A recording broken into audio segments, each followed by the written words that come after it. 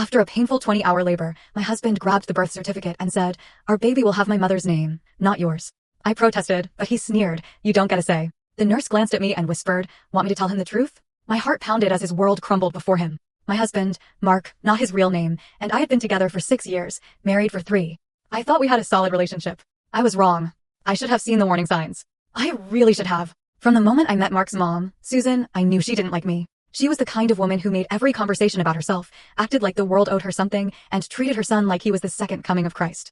At first, it was small things. Snide comments, backhanded compliments, little digs at my appearance, my background, even my career. But over time, it got worse. She needed to have control over everything in Mark's life. When we got engaged, she made a fuss because Mark proposed with a ring he picked instead of letting her choose. When we bought our first house, she criticized the neighborhood, the layout, and the color of the walls like it was her home. She would drop by unannounced and act like she lived with us. And every time I complained, Mark dismissed it. "She's just like that. You know how she is. She means well." No, she didn't. She wanted to be the most important woman in his life, and the fact that he had chosen me made her seethe.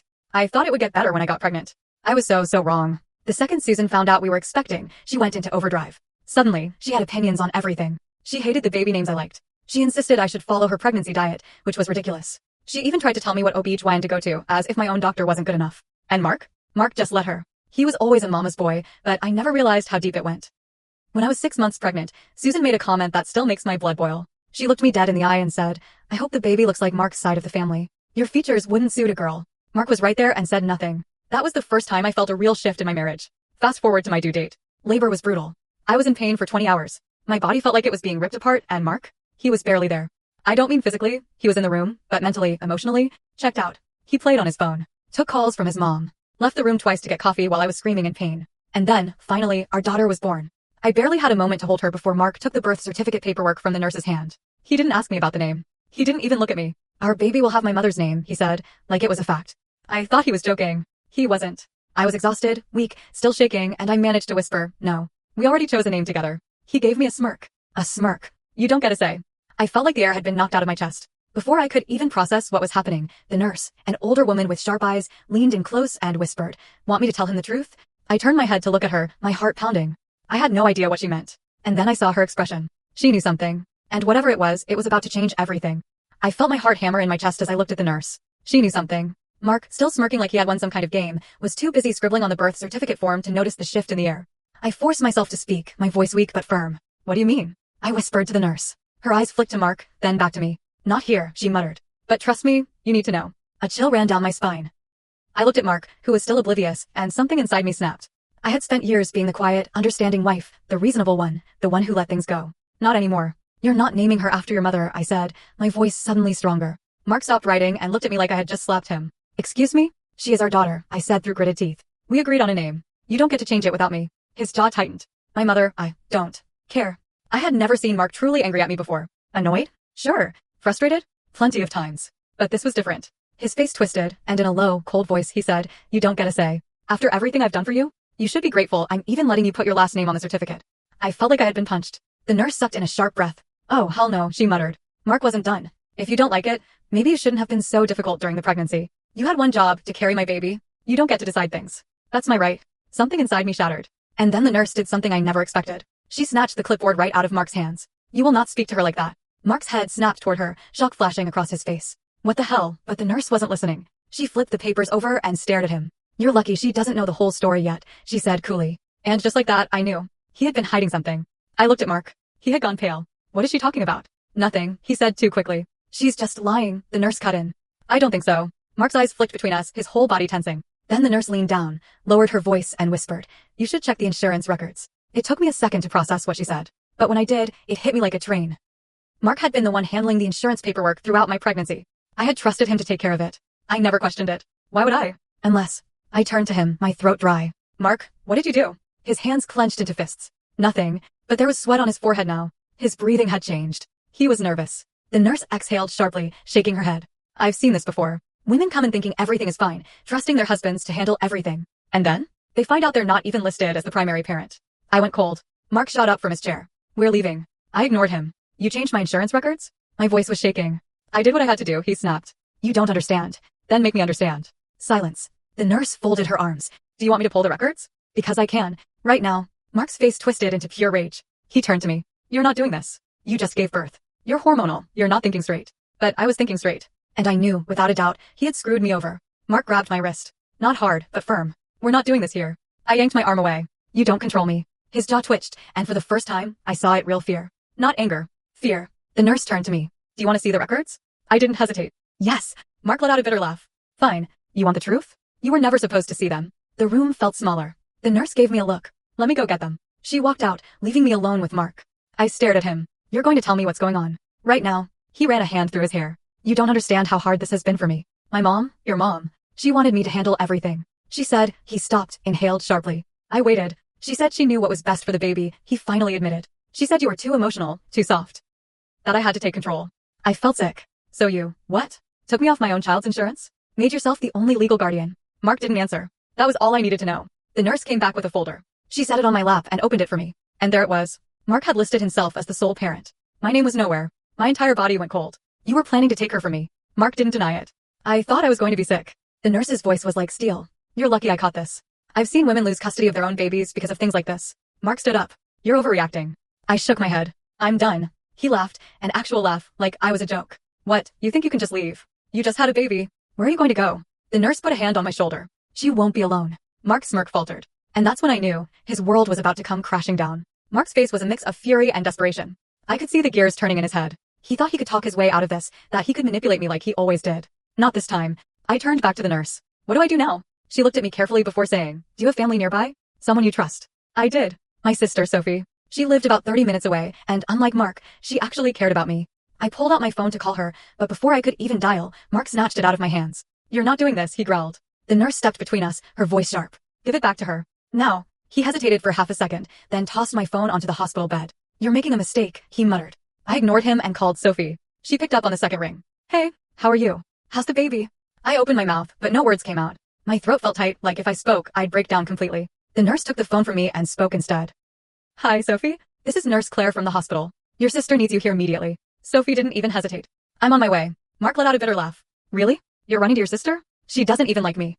I shot him a look. Maybe because she saw through your bullshit before I did. His face darkened. This is ridiculous. The nurse's voice was sharp. No. What's ridiculous is what you tried to do. And trust me, hospital staff talk. We don't take kindly to men who try to steal their wives' babies. Mark's fists clenched, but he didn't say anything. I turned back to the nurse. Can we change the paperwork? She nodded. Yes. And we're going to document everything. If he tries anything, there will be a legal trail. Mark stiffened. You're blowing this out of proportion. But he was sweating. He knew he had lost control of the situation. And then, his phone rang. At first, I didn't think much of it. But then I saw the name on the screen. Mom. And just like that, I knew. He hadn't done this alone. His mother was behind this. All of it. Mark declined the call, but I grabbed his wrist before he could put the phone away. You're going to tell me the truth, I said, my voice shaking with rage. There's nothing to tell. The nurse folded her arms. You can either tell her now, or she'll find out when she checks the legal records. Either way, it's over. Mark's eyes flicked to me, then to the baby in my arms. And for the first time, I saw guilt.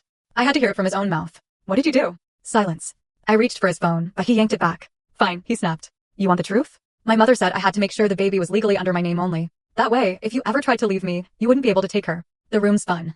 I tightened my grip on our daughter, my whole body shaking. She said she could get me a lawyer, he continued, his voice bitter. She told me the courts wouldn't favor you because you don't make as much money. That if I played it right, I could get full custody. My stomach twisted. His mother had been planning to rip my baby away from me before she was even born. The worst part? Mark went along with it. I felt like I was going to throw up.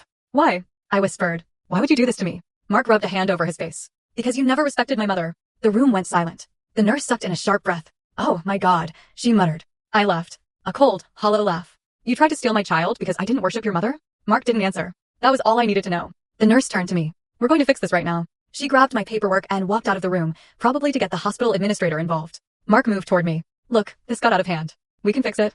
I held my daughter tighter. There is no we anymore. His face twisted.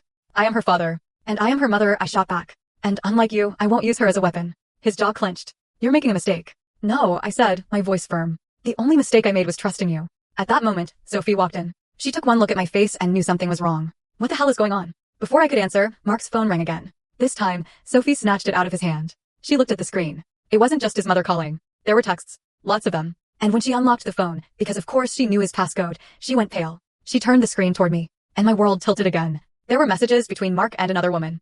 I can't wait to see you. Once the baby is here, we can finally be together. She won't have anything left. She'll be stuck. Sophie's face turned red with rage. Are you fucking kidding me? Mark's face went white. I stared at the messages, my vision going blurry. He hadn't just tried to steal my daughter. He had been planning to leave me for someone else. While I was pregnant. While I was carrying his child. I felt a calmness settle over me. A dangerous kind of calm. I looked at Mark and whispered, "You have no idea what you've just done." Mark lunged for his phone, but Sophie yanked it back. "Oh no, asshole," she hissed. "You're not getting out of this." I couldn't take my eyes off the screen. The texts blurred together, my hands shaking as I scrolled. Mark had been having an affair. Not just a fling. A full-blown relationship. And it wasn't just cheating, it was calculated. She won't have anything left. She'll be stuck. That one text hit me like a bullet to the chest. It wasn't about love. It wasn't even about me. This was about control. He had planned to trap me, steal my baby, strip me of my rights, push me into a corner where I had nothing left. And then? He was going to leave with someone else. I felt like I was drowning. My heart pounded in my ears, my body still weak from labor, my newborn daughter asleep in my arms, completely unaware that the man who was supposed to protect her had already betrayed her before she could even open her eyes. I turned to Mark. "Who is she?" His mouth opened, but no sound came out. Sophie scrolled further, her expression darkening. Then she froze. "Oh my God." She looked up at me, her eyes wide. "You're not going to believe this." She turned the phone around again. And there, staring back at me, was a familiar name. The other woman was his mother's best friend's daughter. The same woman Susan had been pushing him toward for years. The perfect girl. The one she wanted him to marry instead of me. I felt like the world had tilted sideways. This wasn't just about control. This wasn't even just about cheating. This was planned. This was arranged. And Mark had gone along with it. I don't know what broke inside me, but I felt something snap. I stood up, still sore from labor, and shoved the phone against Mark's chest. "How long?" My voice was deadly calm. Mark was still pale. "It's not what you think." Sophie laughed bitterly. "Oh, really? Because it looks like you and Mommy Dearest were planning a whole new life without my sister." Mark's jaw clenched. "She wasn't supposed to find out like this." I laughed. A sharp, humorless sound. "Not supposed to find out like this?" I repeated. "So I was just supposed to wake up one day and realize my husband had stolen my baby and replaced me?" He had the audacity to roll his eyes. "You're being dramatic." Something in me ignited. I grabbed the birth certificate paperwork from the hospital tray and ripped it in half. "You don't control me. You don't control her." My voice was shaking with rage. And then, the door swung open. And in walked Susan. Her eyes scanned the room, landing on the shredded paperwork in my hands. Then she saw the phone, still open to the messages. She froze. Then, her lips curled. "Well," she said smoothly. "I suppose there's no point in pretending now." Sophie let out a sound that was half laugh, half disbelief. "Are you serious? You're not even going to deny it." Susan smirked. And that was the moment I realized she wasn't even sorry. This wasn't a mistake. This was her plan all along. I turned to Mark. "You let her do this." Mark swallowed hard. He still hadn't said anything. Because there was nothing to say. He had betrayed me. Completely. Susan stepped forward, her voice eerily calm. "Listen, sweetheart. You need to understand that this is what's best for the baby." I tightened my hold on my daughter. "The best thing for my baby is to keep her as far away from you as possible." Susan sighed. Like I was a child throwing a tantrum. "You don't have the resources to raise her alone," she said coolly. "Be realistic. Mark makes more money. He has stability. You don't." Sophie snorted. "Oh, shut the hell up. If you think my sister is going to roll over and let you steal her baby, you're dumber than I thought." Susan turned to Mark. "Handle this." And that's when I saw it, hesitation. Mark was wavering. He had spent years under his mother's control. He had done everything she told him to do. But now he was trapped. I leaned in close and whispered, "If you go through with this, I will destroy you." He blinked. "You don't, I will take you to court. I will expose everything. Your fake insurance paperwork. Your affair. Your attempt to steal my child. I will make sure you never see her again." His eyes flicked to Susan. And for the first time, he didn't look sure anymore. Susan saw it too. "Mark," she snapped. "She's bluffing. We have the lawyers." I stared right into her eyes. "Then I guess we'll see who wins." Silence. Then, Mark cracked. He turned to his mother and said, "Mom, I can't do this." Susan stiffened. "Excuse me?" Mark's voice was barely a whisper. I didn't think it would get this far." Susan's face twisted with rage. "Don't be stupid. We talked about this." Mark looked at me, then at the baby in my arms. He took a step back. "I can't," he said again. "Susan lost it. After everything I did for you. You're going to throw it all away for her." Mark flinched. And right then, I knew I had won. Not because Mark had suddenly grown a conscience, but because he was weak. And for once, his mother wasn't the one pulling the strings. Susan stormed out, furious. Mark didn't follow her. Sophie called our lawyer cousin and had him rushed to the hospital. With the nurse's documentation, we legally corrected the paperwork, making sure I had full custody. Mark didn't fight it. I think deep down, he knew he had already lost. A few days later, I left the hospital with my daughter. Mark didn't come home with us. And Susan? She tried to contact me. She even showed up at my apartment once, trying to talk. I didn't let her in. Sophie called the cops. Eventually, she stopped trying. Mark moved out. I filed for divorce. And as for the other woman, she dumped him the second she realized he had nothing left to offer. It took me a long time to process what had happened. To accept that the man I had loved, the man I had married, had been planning to destroy me. But now, holding my daughter, I knew one thing for sure. I had won. Not in some petty revenge way. Not in a way that made the pain disappear. But I had escaped. And Susan? She had lost. She had tried to build the perfect life for her son, and now? She had nothing. And I had everything that mattered.